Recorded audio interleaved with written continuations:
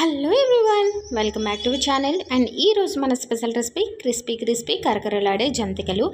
ఈ జంతికలు గుల్లగా కరకరలాడుతూ రావాలంటే ఏ పప్పు యూజ్ చేయాలి, ఆ పప్పు ఎంత క్వాంటిటీలో తీసుకోవాలి, అండ్ సేమ్ టైం ఆ పప్పుకి ఎంత క్వాంటిటీలో రైస్ వేసుకోవాలి ఏంటి అనేది కంప్లీట్ వీడియో అయితే పోస్ట్ చేశానండి.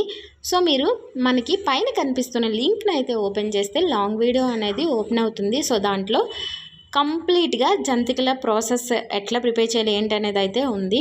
అండ్ వన్ మోర్ థింగ్ అయితే చెప్పాలనుకుంటున్నాను, మీరు ఖచ్చితంగా ఫ్లేమ్ అనేది లోలో పెట్టుకునే జంతికల్ని ఫ్రై చేసేసుకోవాల్సి ఉంటుంది. లేదు అనుకుంటే మీరు హైలో పెట్టుకుంటే కలర్ అయితే మంచి కలర్ వస్తుంది, కానీ టేస్ట్ అయితే అస్సలు బాగోదు అండ్ చాలా మెత్తగా వచ్చేస్తాయి. అందుకని చెప్పి లో ఫ్లేమ్లో కాస్త లేట్ అయినా పర్లేదు నెమ్మదిగా ఫ్రై చేసేసుకోండి. ఇంతే అండి, సింపుల్గా జంతికలు ఎట్లా ప్రిపేర్ చేసేయాలో లాంగ్ వీడియో పోస్ట్ చేశాను, తప్పకుండా చూసి